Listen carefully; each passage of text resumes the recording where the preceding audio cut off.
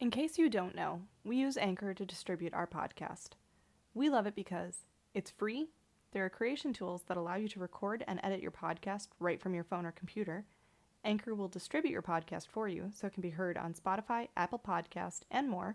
There's no minimum listenership to start earning money, if that's a goal for your podcast. And everything you need to make a podcast is in one place.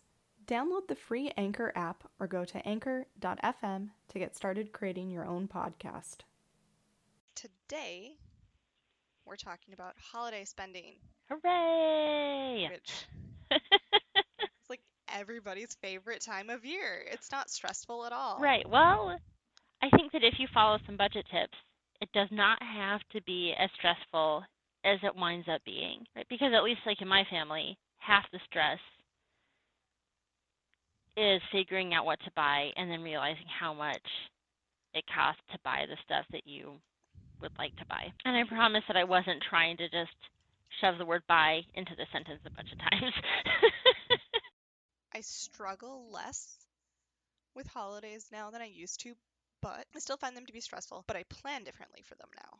So I had mentioned a few episodes ago at this point sinking funds, and we have one set up for Christmas specifically because we celebrate Christmas in our household, as do our family members. And so I just set aside money every single month. It's a recurring transfer, and that's it. That's all we have to spend for Christmas. One thing that I've also gotten a little bit better about is not buying people things for the sake of getting them a present, but really trying to take time throughout the year. I have a Google Keep list that I use, that I keep a little note of things that I think that people would like for a gift if they get it for themselves or somebody else gets it for them. I just check it off my list. It's no biggie, but I kind of keep it going through the year. Another thing that I've started doing is just straight out asking people what they want. Sometimes they're not as good about telling people because you get a lot of people that are like, I don't know. But I also try to explain to them where I'm coming from. Like, don't tell me just one thing you want. Tell me a list of things you want, because I might get one, all, or none of them, depending on what's happening in the world, and how much they cost. But we have some people in our family that don't necessarily want gifts. They want time or us to come and help on a project or something like that. So I found it really useful to just ask. Yep. So the big struggle in our families, as I'm sure you and our listeners can imagine, is that there are kids in my family. And even for those of us whose love language isn't gift giving, suddenly at Christmas, which we also celebrate, your love language becomes gift giving, because I think there's a lot of like just subconscious social pressure. And so that can be really challenging. If your kids are young, they're not going to want the same thing if you ask them in September that they actually want on December 25th when Christmas rolls around. So that can certainly provide a challenge, right? Like if you're thinking, oh, I'm going to plan ahead and buy something that I think they're really going to like. Like in 2 months, they might hate that thing. And so that can be a challenge for gift giving. But I think the other piece of it too is social media, right? Like seeing what everybody else also gets their kids makes you want to do that also. So I think just acknowledging that pressure, that can go a long way to getting rid of it instead of going, oh no, I don't know how this happened. Well, yeah, you do. Now you do. It's social pressure. So I don't have the stress of kids around the holidays, but something that I do feel the stress of is feeling like I didn't get somebody a good enough gift. And that's part of where just asking them has come in handy. And I ask early now. Like, I ask around the end of October, because something that I know I'm going to do is I'm going to start watching deals. Pretty much everywhere has holiday sales now, whether it's just some random Wednesday sale that they decide that they need to have, or if it's Black Friday that starts in June. Everybody's got deals coming out around the holidays, and if you know what items you're looking for, you know whether or not it's a good deal, and and if you've been saving throughout the year, you have the money set aside that you can pick it up when it is a good deal. So those things have helped, because then I don't feel that stress of my gift not being good enough, or, oh, I got my dad one gift, but I got my mom four.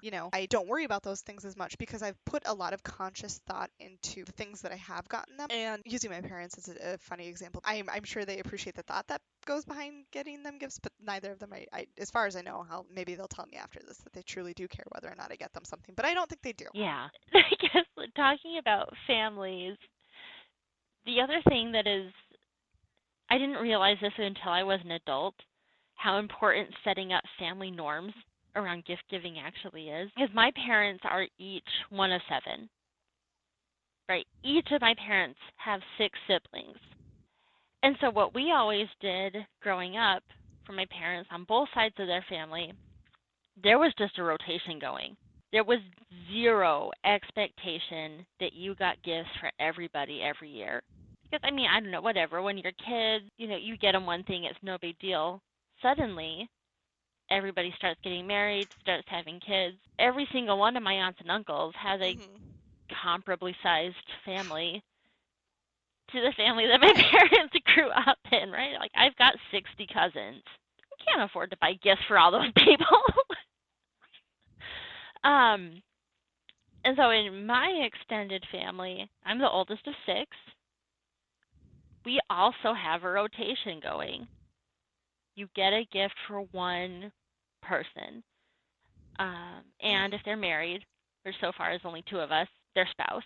And sometimes it's a family gift, right? Like a few years ago, one of my sisters and her husband Mhm. have two dogs who they love very much, but as dogs are wont to do, eat a lot of food off of the ground. So we got them a painting with like I don't know, it was just like a funny wordplay thing. Dogs eat food off the ground sort of a deal. That was their family gift. So like setting, and I didn't realize until getting married myself how truly unusual that setup was. Yeah, if you need to change your family norms, that can be a really uncomfortable conversation to have.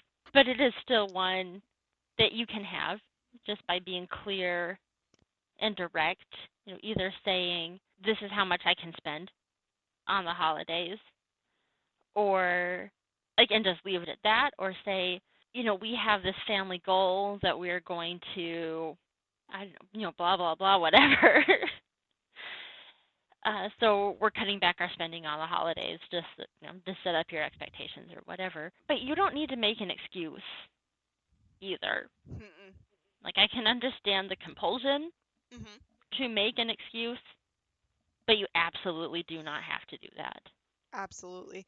I have found in my experience that having that conversation with people, and I will say that I'm a little bit more comfortable talking about money than most other people I know, truth be told. But having that conversation with other people and saying, "Hey, our goal right now is to become debt free, and for us to do that, we are very conscious of our spending. That means that we have a very set budget. We're not buying a bunch of gifts. So more often than not, people are really excited for us. They want to know more about what we're doing. And then they're totally cool telling us what it is, one or two things that they want. And it can be nice too for the other person to actually put some thought into it. That also gives the opportunity to the other person to say, we would actually not like anything from you, but we're putting in a new deck this summer and we could really use your help. Like, have an IOU Christmas gift for your time in the summer to put in the deck, Absolutely. or whatever. Yep, absolutely. I think that it starts to kind of create a little bit of a snowball effect, which was a Mhm. hilarious play on words that I didn't even mean to use there, but Ah.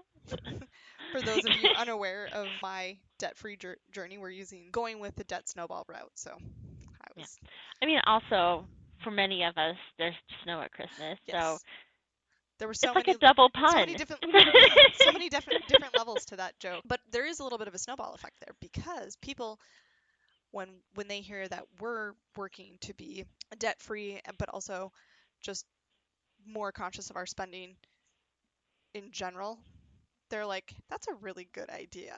And it kind of brings everybody to a point where they don't get frantic and stressed, feeling they have to spend so much money. Because another piece of it that we started doing, I would say 2 or 3 years ago, probably about 3 years ago when we bought our house, is that we got a little bit more honest each year. We've gotten more and more honest with people, expressing that we don't want just filler gifts. We've also been working really hard to minimize the amount of stuff in our house because if you know me well enough to have been in my house, you know I have a lot of stuff. Yes. I, I have a lot of stuff that I don't need. Yeah. And that is not, it has nothing to do with the amount of stuff that people get me for Christmas. It is just the amount of stuff that I get myself throughout the year. But I'm working really hard to not do that as much anymore. And so it helps to have that conversation with people as well, because it reminds me of one of my other goals, which is not having crap I don't need everywhere. Right. Right. And I will say one piece of the conversation between me and my parents, and this has been on my mind especially this year, is like really you can't take it with you when you go. So especially when you're thinking about getting gifts for your parents or other people in your life where you might be cleaning out their crap after they die. Is that stuff that you want to mess with years down the line? Like, if the answer to that question is no, don't get it. Absolutely. My mom and I have had the same conversation. She, oh man, I should have searched for, I knew we were doing this episode tonight. I should have searched for the conversation so I could bring it up, because my mom has been amazing enough to not only very, very, very fully support me in doing this podcast, um, she has given me a blanket okay to use any pieces and parts of conversations that we have regarding finances. But one of the things that we did talk about when we were talking about the holiday spending, because I started having that conversation with my mom about a month ago already, it was discussing she doesn't want a bunch of stuff that I'm going to have to deal with when my parents die. And it's really morbid. Yeah. And it's definitely one of those pieces of conversations that makes people really uncomfortable. Thankfully, my family and I, we do talk about death as a part of life. I Right. I'm not any more happy about it than anybody else, but we also recognize in our family that it is something that we just need to talk about and be real about, because it's going to happen no matter what. Have the conversations now. I mean, and really in terms of like the gifts that somebody might want to keep and that you might want to come across years later, the stuff that comes to mind for me is honestly the stuff that you make more than anything else. This was not a holiday gift, but my grandpa was a really exceptional carpenter, and he built some super cool pieces of furniture. Now, and he actually, as we're recording this episode, he just passed a few days ago. But prior to his passing, he and my grandma, who died earlier this year, so that's why it's been on my mind this year, they moved out of their home and into an assisted living facility where they didn't need a lot of their stuff. And my grandpa was a piano player and built a cabinet for all of his sheet music where there's like a slot for every like piece of sheet music.